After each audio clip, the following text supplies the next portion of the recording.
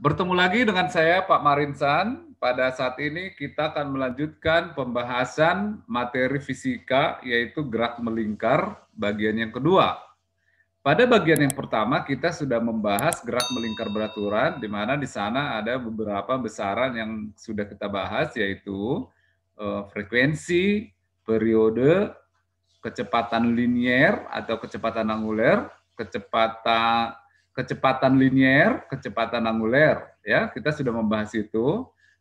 Saat ini kita akan lanjutkan pada pembahasan gerak melingkar bagian yang kedua. Ya, poinnya yaitu percepatan sentripetal dan hubungan roda-roda. Oke ya, kita lanjutkan, kita mulai dengan percepatan sentripetal. Kita tahu bahwa percepatan itu adalah sebuah besaran yang sifatnya, yang nilainya untuk mengubah kecepatan. Ya, ingat ada kecepatan, ada kelajuan. Berbeda ya, kalau kelajuan adalah punya besar tapi tidak punya arah, sedangkan kecepatan selain memiliki nilai atau besar juga memiliki arah. Nah, dalam gerak melingkar beraturan, kecepatan angulernya konstan, sama. Ya, laju liniernya juga sama setiap waktu, artinya jarak yang ditempuh tiap satuan waktu sama. Tapi kecepatan liniernya, lihat, besarnya tetap sama, tapi arahnya tentu berubah karena dia selalu melingkar, tidak pernah lurus, ya. Jadi selalu berubah. Nah, apa yang mengubah arah kecepatan ini dari V1 menjadi V2 namanya percepatan. Oke, itu yang akan kita bahas sekarang. Sekarang kita lihat ya secara grafik, percepatan adalah perubahan kecepatan dibagi waktu. Berarti dari titik A ke titik B, ya lihat kecepatannya berubah dari V1 menjadi V2. Kita lukiskan V2-nya dari ini, sama dengan ini ya, V2, dikurangi V1. Kalau V1 arahnya ke kanan, V2 min V1 sebaliknya dong, ya sebaliknya. Maka perubahan kecepatannya V2 min V1 adalah ini, ya ini V2 min V1. Kalau kita gambarkan di lingkarannya, maka V2 min V1 itu adalah kira-kira seperti ini, ya. Ini V2 min V1. Ingat bahwa percepatan itu adalah perubahan kecepatan dibagi waktu. Jadi arah percepatan sama dengan arah perubahan kecepatan. Jadi arah percepatannya adalah menuju pusat lingkaran, ya. Ingat, jadi kenapa lintasan sebuah benda melingkar? Berarti karena ada sebuah besaran namanya percepatan. Kemana arah percepatan itu? Menuju pusat lingkaran. Arah percepatan menuju pusat lingkaran, sedangkan arah kecepatan selalu menyinggung lingkaran. Berarti arah kecepatan dengan arah percepatan tegak lurus. Paham ya? Tegak lurus sehingga dia jadi melingkar. Jadi kita bisa tarik kesimpulan, kalau sebuah benda bergerak lurus, terus mengalami percepatan, kalau sebuah benda bergerak lurus, mengalami percepatan tegak lurus, maka lintasannya akan menjadi melingkar. Paham ya? Nah, kita lanjutkan sekarang. Percepatan sama dengan perubahan kecepatan bagi waktu atau V2 min V1 per delta T. Ya, kita sudah lihat gambarnya tadi di sini. Jadi kenapa arah percepatan itu ke pusat, kita sudah buktikan dengan gambar ini. Paham ya?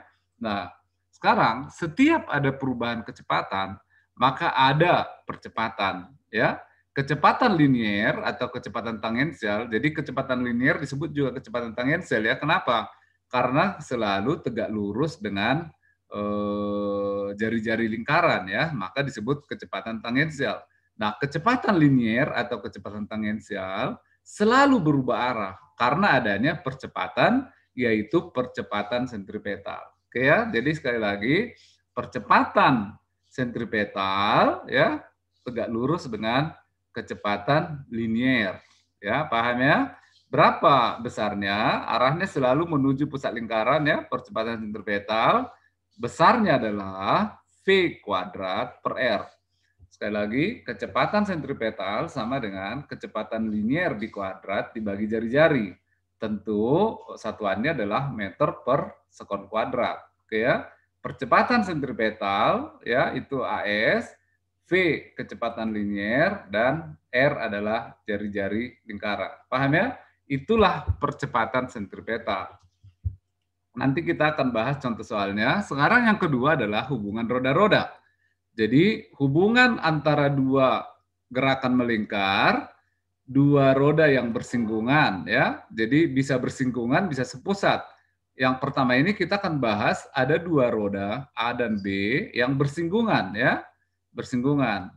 Nah, kita lihat bahwa roda A berjari-jari lebih besar dari roda B.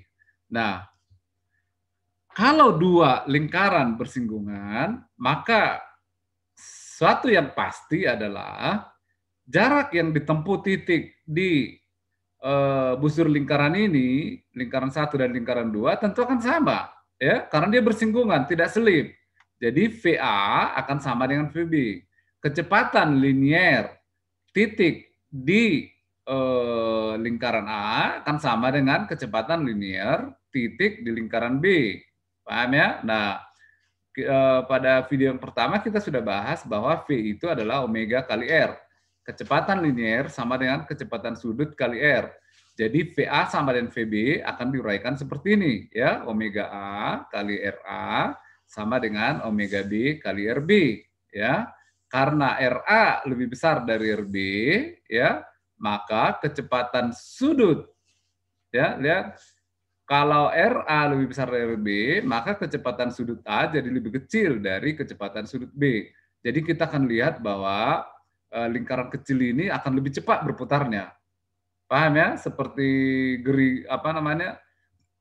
gerigi sepeda, ya. Kalau kita mendayung sepeda ada di dayungnya itu lebih besar lingkarannya daripada lingkaran di sepedanya, ya, maka putaran yang kecil ini akan lebih cepat daripada putaran yang besar, gitu kan, untuk sepeda, ya.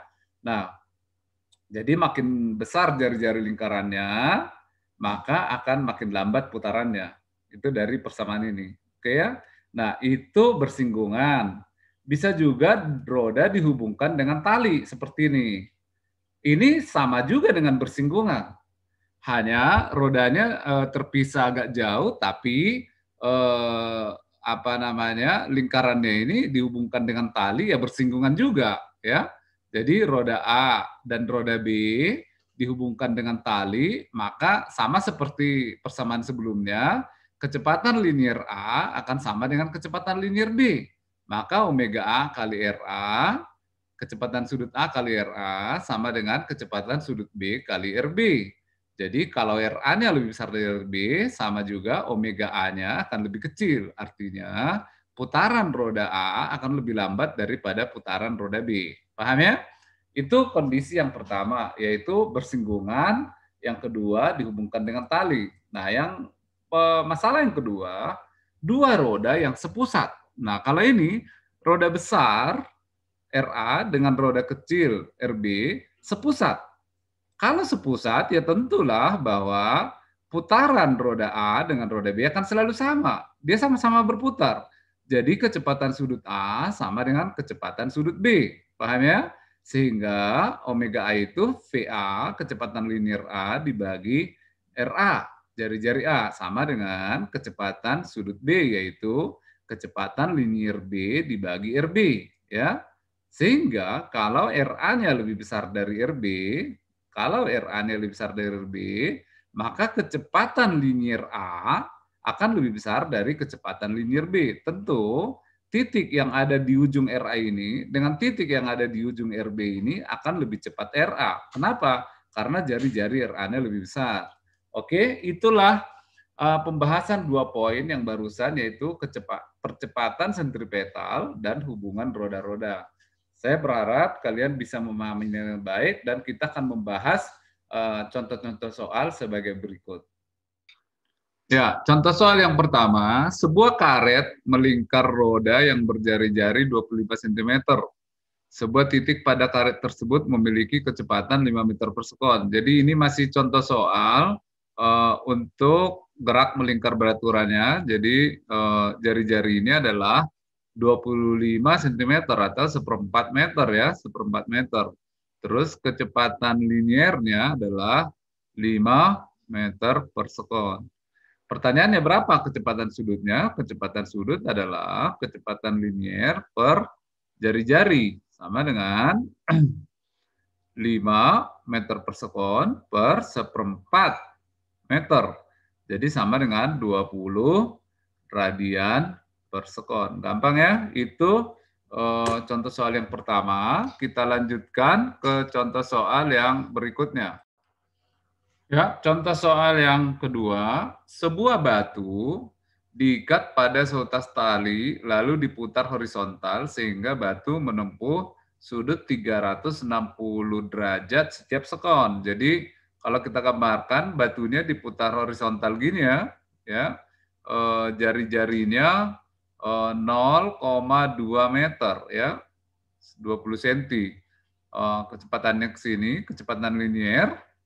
Tapi yang diketahui adalah kecepatan sudutnya 360 derajat per sekon ya. Itu sama dengan 360 derajat jadikan radian 2V ya.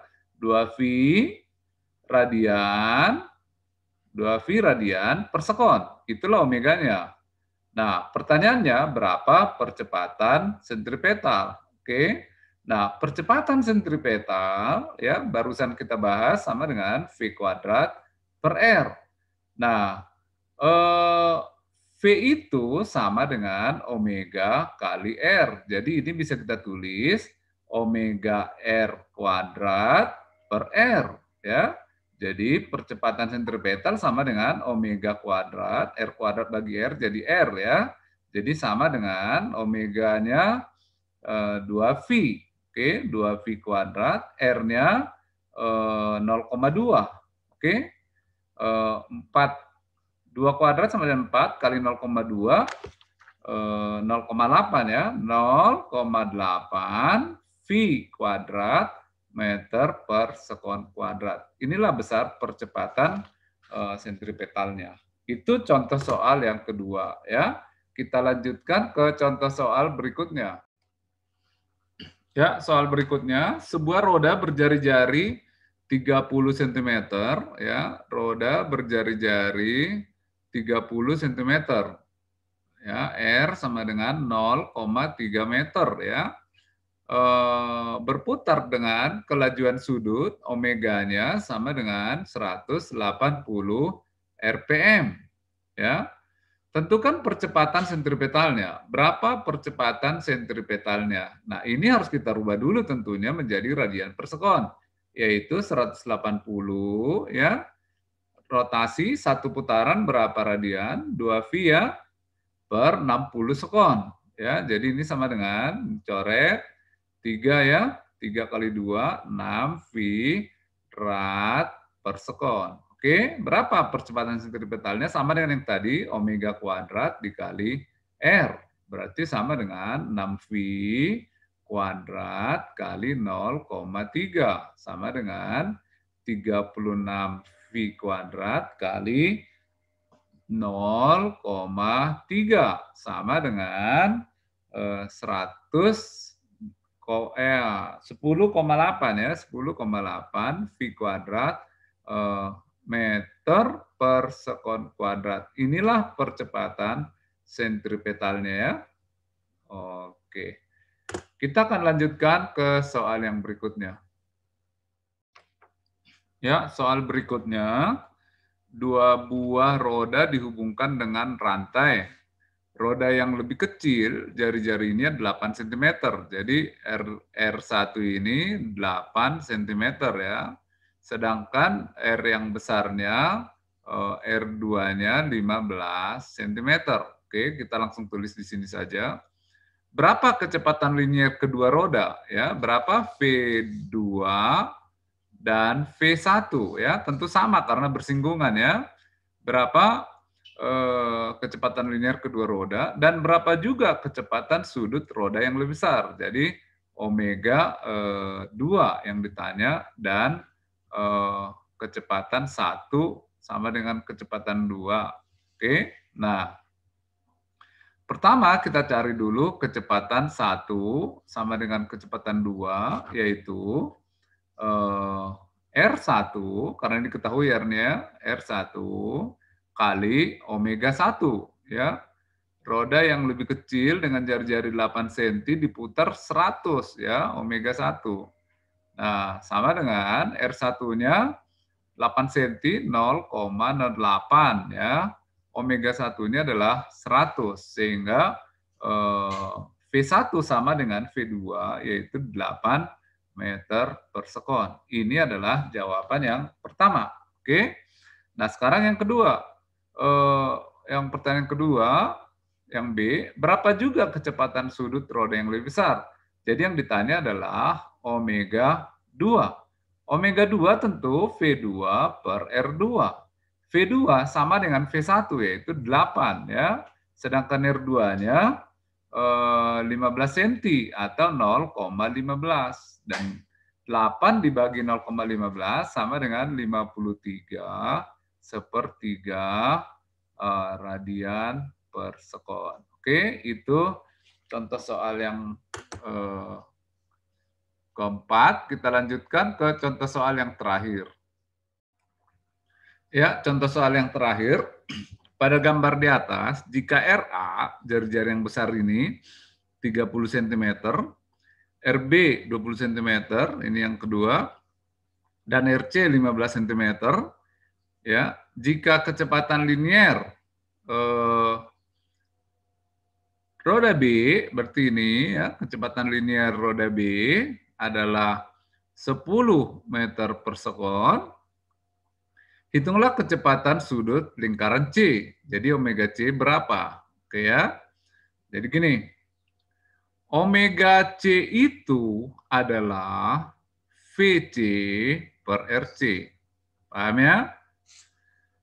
Kecepatan sudut C sama dengan kecepatan linier C per RC. Karena roda C dengan roda A bersinggungan, maka ini sama dengan VA per RC. Oke, paham? VA itu apa? Omega A kali RA, ya, ini RC-nya maaf, per RC. Oke? Nah, sekarang selanjutnya omega A itu sama dengan omega B. Sedangkan omega B adalah VB per RB. Ya, itu berhubungan terus.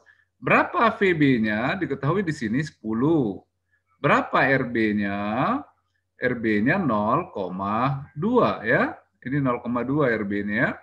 10 bagi 0,2. 100 bagi 2, 50 meter, maaf, bukan meter ya, 50